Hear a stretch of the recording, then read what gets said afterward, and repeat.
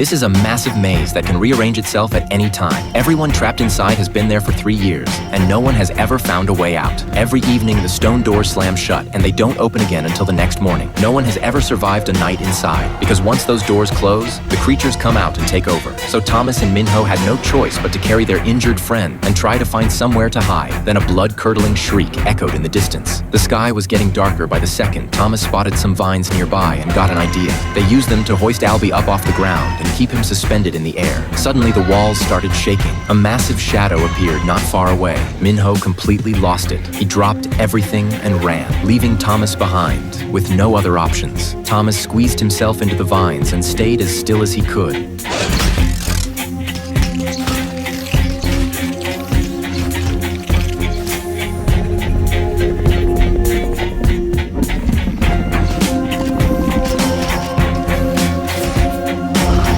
After what felt like forever, the creature finally moved on. He quickly made sure Albie was tied up tight so he wouldn't fall, but the moment he stepped back out, a glob of disgusting slime dropped right onto his shoulder. What he saw next sent him running in a full panic, but he didn't know the layout, and he ran straight into a dead end. Thinking fast, he used the rocks on the ground as footholds, grabbed onto the vines on the stone wall, and started climbing as fast as he could.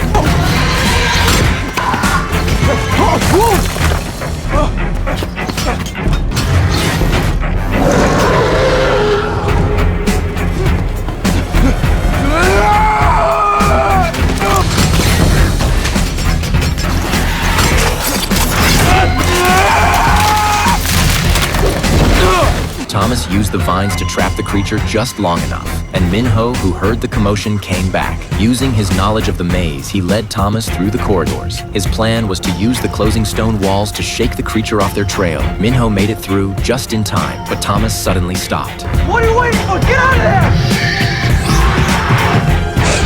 Come on!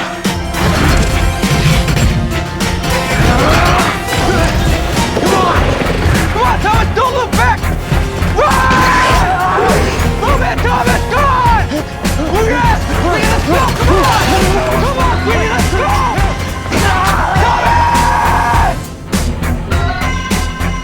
The next morning, the massive stone doors opened again, but the corridor was completely empty. Everyone assumed they were dead. Then, just as people were giving up and walking away, Thomas and Minho appeared out of nowhere, and they brought their injured friend back with them. Everyone was stunned, because since the day they were sent here, not a single person had ever made it through a night in the maze. But Thomas didn't just survive. He actually killed one of the creatures. For the first time, people started to feel something they hadn't felt in a long time: hope. But Gally was furious. He felt like for 3 years, they had managed to coexist with the creatures outside. Sure, they never found a way out, but they built a camp. They could grow food and take care of themselves. Now Thomas had gone and killed one of those things and thrown everything off balance. And there wasn't just one creature out there. Nobody knew what would happen next. Would they come looking for revenge? Thomas had to be punished. Minho stepped up to defend him, but before he could even finish talking, a loud crash came from somewhere nearby. Everyone ran over to check, and inside, they found a girl lying there. She was clutching something in her hand.